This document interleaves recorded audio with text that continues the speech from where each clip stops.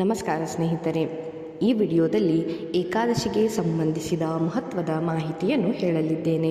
ಅದರಲ್ಲಿ ಮೊದಲನೆಯದು ಸ್ಕಂದ ಪುರಾಣದಲ್ಲಿ ಹೇಳಿದ್ದು ಮತ್ತು ಸೂರ್ಯ ಸಿದ್ಧಾಂತದ ಪ್ರಕಾರ ನಾವು ಯಾವ ದಿನ ಏಕಾದಶಿಯನ್ನು ಮಾಡಬೇಕು ಎಂಬುದನ್ನು ಹೇಳಲಿದ್ದೇನೆ. ಸ್ನೇಹಿತರೆ, ಒಂದು ತಿಂಗಳಲ್ಲಿ 2 ಏಕಾದಶಿಗಳು ಬರುತ್ತವೆ. ಆದರೆ ಏಕಾದಶಿಯು 2 ದಿನ ಅಂದು ಕ್ಯಾಲೆಂಡರ್ನಲ್ಲಿ ತೋರಿಸುತ್ತದೆ. ಹಾಗಾದರೆ ನಾವು ಯಾವ ದಿನದ ಏಕಾದಶಿಯನ್ನು ಮಾಡಬೇಕು ಎಂಬುದನ್ನು ಹೇಳಲಿದ್ದೇನೆ. ಸ್ನೇಹಿತರೆ, ಈ ಏಕಾದಶಿಗಳು 2 ದಿನ ಏಕೆ ಬರುತ್ತವೆ ಮತ್ತು ನಾವು ಯಾವ ಏಕಾದಶಿಯನ್ನು ಮಾಡಬೇಕು ಮತ್ತು ಇದರ ಮಹತ್ವವೇನು ಎಂಬುದನ್ನು ಹೇಳಲಿದ್ದೇನೆ. ಸ್ನೇಹಿತರೆ, ಮೊದಲನೆಯದಾಗಿ ನೋಡಿ, 10ನೇ ತಿಥಿಯ ನಂತರ ಅಂದರೆ 11ನೇ ತಿಥಿಯನ್ನು ಏಕಾದಶಿ ಎಂದು ನಾವು ಕರೆಯುತ್ತೇವೆ. ಏಕಾದಶಿಗಳು ತಿಂಗಳಲ್ಲಿ 2 ಇರುತ್ತವೆ. ಒಂದು ಕೃಷ್ಣ ಪಕ್ಷದಲ್ಲಿ ಬರುವಂತಹ ಏಕಾದಶಿ, ಮತ್ತೊಂದು ಶುಕ್ಲ ಪಕ್ಷದ ಏಕಾದಶಿ. ಸ್ನೇಹಿತರೆ, ಏಕಾದಶಿ ವ್ರತವನ್ನು ಎಲ್ಲರೂ ಮಾಡಲೇಬೇಕು. ಹಾಗಾದರೆ ನಾವು ಯಾವ ಏಕಾದಶಿಯನ್ನು ಮಾಡಬೇಕು ಎಂದಾದರೆ ನೋಡಿ, 10ನೇ ತಿಥಿಯು ಏಕಾದಶಿಯೊಂದಿಗೆ ಕೂಡಿಕೊಂಡು ಬಂದರೆ ಆ ಏಕಾದಶಿಯನ್ನು ಖಂಡಿತ ಏಕಾದಶಿ ಎನ್ನುತ್ತಾರೆ. ಹೀಗಿರುವಾಗ ಯಾವ ಏಕಾದಶಿಯು ದ್ವಾದಶಿಯೊಂದಿಗೆ ಕೂಡಿಕೊಂಡು ಬರುತ್ತದೆಯೋ ಆ ಏಕಾದಶಿಯನ್ನು ಮಾಡಲಾಗುತ್ತದೆ. ಸ್ನೇಹಿತರೆ, ಶಾಸ್ತ್ರದಲ್ಲಿ ಪೂರ್ವವ್ರತ ಏಕಾದಶಿ ಮತ್ತು ಪರಿವ್ರತ ಏಕಾದಶಿ ಎಂದು ಹೇಳಲಾಗಿದೆ.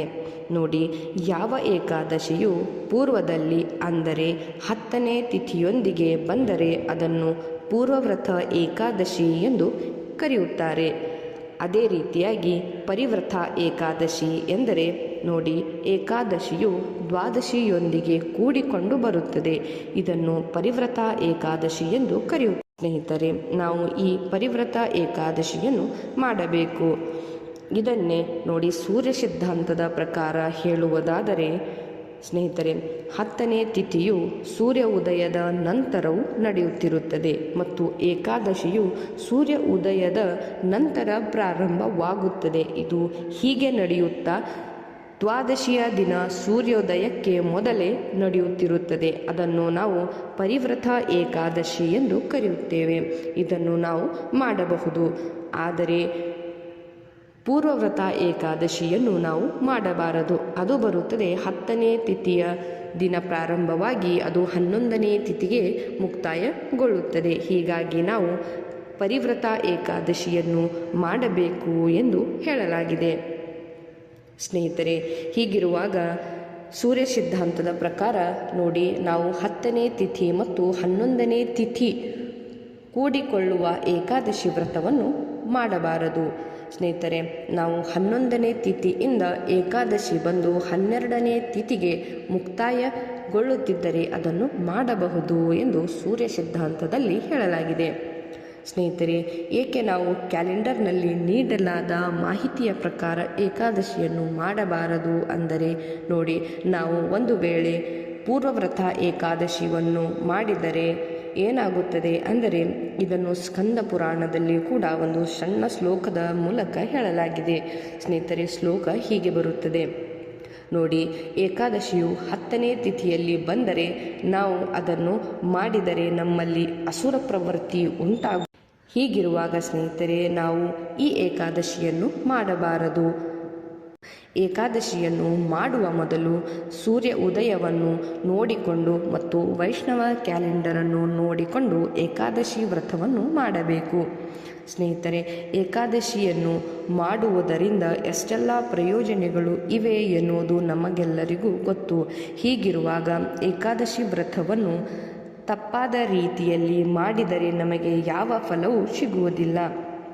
ಹೆಚ್ಚಾಗಿ ನಾವು ಈ ವಿಷಯವನ್ನು ಇಸ್ಕಾನ್ ಫಾಲೋವರ್ಸ್ ಅಂದರೆ ಕೃಷ್ಣ ಭಕ್ತರ ಏಕಾದಶಿ ದಿನ ಮತ್ತು ನಮ್ಮ ಸಾಮಾನ್ಯ ಜನರು ಮಾಡುವ ಏಕಾದಶಿಯ ದಿನವು ಬೇರೆ ಬೇರೆಯಾಗಿರುತ್ತದೆ. ಅಂದರೆ ನೋಡಿ, ಉದಾಹರಣೆಗಾಗಿ ನಾವು ಶುಕ್ರವಾರದ ದಿನವನ್ನು ಏಕಾದಶಿ ವ್ರತವನ್ನು ಆಚರಿಸಿದರೆ ಕೃಷ್ಣ ಭಕ್ತರು ಶನಿವಾರದಂದು ಏಕಾದಶಿ ವ್ರತವನ್ನು ಮಾಡುತ್ತಾರೆ. ಇವರು ಸೂರ್ಯ ಸಿದ್ಧಾಂತ ಮತ್ತು ಸ್ಕಂದ ಪುರಾಣದ ಪ್ರಕಾರ ಏಕಾದಶಿ ವ್ರತವನ್ನು ಆಚರಿಸುತ್ತಾರೆ. ಸ್ನೇಹಿತರೆ, ಶಾಸ್ತ್ರದಲ್ಲಿ ಹೇಳಲಾಗಿದೆ, ಯಾರು ಏಕಾದಶಿ ವ್ರತವನ್ನು ಮಾಡುವುದಿಲ್ಲವೋ ಅವರು ತಮ್ಮ ತಂದೆ ತಾಯಿಯನ್ನು ಕೊಂದ ರೀತಿಯ ಪಾಪ ತಗುಲುತ್ತದೆ ಎಂದು ಹೇಳಲಾಗಿದೆ. ಅದೇ ರೀತಿಯಾಗಿ ಏಕಾದಶಿಯ ದಿನ ಅನ್ನವನ್ನು ಗ್ರಹಣ ಮಾಡಬಾರದು ಎಂದು ಕೂಡ ಹೇಳಲಾಗಿದೆ. ಸ್ನೇಹಿತರೆ, ಈ ದಿನ ಅನ್ನವನ್ನು ಗ್ರಹಣ ಮಾಡಿದರೆ ನಮ್ಮಲ್ಲಿ ಅಸುರ ಪ್ರವೃತ್ತಿ ಬೆಳೆಯುತ್ತದೆ ಎಂದು ಕೂಡ ಹೇಳಲಾಗಿದೆ. ಅದೇ ರೀತಿಯಾಗಿ ಈ ಏಕಾದಶಿಯ ದಿನ ನಾವು ಏಕೆ ಅನ್ನವನ್ನು ಸ್ವೀಕರಿಸಬಾರದು ಎನ್ನುವುದರ ಬಗ್ಗೆ ಒಂದು ಕಥೆಯನ್ನು ಕೂಡ ಬರುತ್ತದೆ. ಸ್ನೇಹಿತರೆ, ಆ ಕಥೆಯನ್ನು ಮುಂದಿನ ವಿಡಿಯೋದಲ್ಲಿ ಹೇಳಲಿದ್ದೇನೆ. ಅದೇ ರೀತಿಯಾಗಿ ನೋಡಿ ಸ್ನೇಹಿತರೆ, ಮತ್ತೊಂದು ವಿಷಯ ಏನೆಂದರೆ, ಏಕಾದಶಿಯ ನಂತರ ಮರುದಿನ ಪಾರಣ ಮಾಡುವುದು ಮಹತ್ವದ್ದು. ಸ್ನೇಹಿತರೆ, ಏಕಾದಶಿಯ ಮರುದಿನ ಪಾರಣ ಸಮಯದಲ್ಲಿ ಪಾರಣವನ್ನು ಮುರಿಯಲೇಬೇಕು. ಸ್ನೇಹಿತರೆ, ಇಲ್ಲ ಅಂದಲ್ಲಿ ಏಕಾದಶಿಯ ಮಾಡಿದ ಫಲವು ನಮಗೆ ಹೀಗೆ ಪಾರಣ ಸಮಯದಲ್ಲಿ ಏಕಾದಶಿಯ ವ್ರತದ ಪಾರಣವನ್ನು ನಾವು ಮಾಡಲಿಲ್ಲ ಎಂದರೆ ಇದನ್ನು ಅಪೂರ್ಣ ಏಕಾದಶಿ ಎಂದು ಕರೆಯುತ್ತಾರೆ. ಹೀಗಿರುವಾಗ ನಾವು ಏಕಾದಶಿಯ ಮರುದಿನ ಪಾರಣವನ್ನು ಮುರಿಯಲೇಬೇಕು ಸ್ನೇಹಿತರೆ. ಆವಾಗ ಮಾತ್ರ ನಮ್ಮ ಏಕಾದಶಿ ವ್ರತವು ಸಂಪೂರ್ಣ ಏಕಾದಶಿ ಆಗಿರುತ್ತದೆ. ಸ್ನೇಹಿತರೆ, ಏಕಾದಶಿಯ ದಿನವನ್ನು ಅನ್ನವನ್ನು ಏಕೆ ಸ್ವೀಕರಿಸಬಾರದು ಎಂಬುದರ ಹಿಂದಿನ ಪುರಾಣ ಕಥೆಯನ್ನು ಮುಂದಿನ ವಿಡಿಯೋದಲ್ಲಿ ಹೇಳಲಿದ್ದೇನೆ. ಸ್ನೇಹಿತರೆ, ಈ ಮಾಹಿತಿ ಇಷ್ಟ ಆಗಿದ್ದಲ್ಲಿ ಕಮೆಂಟ್ ಮಾಡಿ ನನಗೆ ತಿಳಿಸಿ. ಹೀಗಿರುವಾಗ ನಾವು ಮಾಡುವಂತಹ ಯಾವುದೇ ಏಕಾದಶಿ ವ್ರತ ಆಗಿರಲಿ ಅಥವಾ ಪೂಜೆಯಾಗಿರಲಿ ಸ್ನೇಹಿತರೆ, ಆ ಎಲ್ಲ ವ್ರತಗಳನ್ನು ನಾವು ನಿಯಮಬದ್ಧವಾಗಿಯೇ ಶಾಸ್ತ್ರದ ಪ್ರಕಾರವೇ ಮಾಡಬೇಕು. ಇಲ್ಲ ಅಂದಲ್ಲಿ ಅದರ ಏನು ಪ್ರಯೋಜನವೂ ನಮಗೆ ಸಿಗುವುದಿಲ್ಲ. ಸ್ನೇಹಿತರೆ, ಮಾಹಿತಿ ಇಷ್ಟ ಆಗಿದ್ದಲ್ಲಿ ಚಾನಲ್ನ ಸಬ್ಸ್ಕ್ರೈಬ್ ಮಾಡಿಕೊಳ್ಳಿ ಹಾಗೂ ನಿಮ್ಮವರೊಂದಿಗೆ ಶೇರ್ ಕೂಡ ಮಾಡಿ. ಧನ್ಯವಾದ.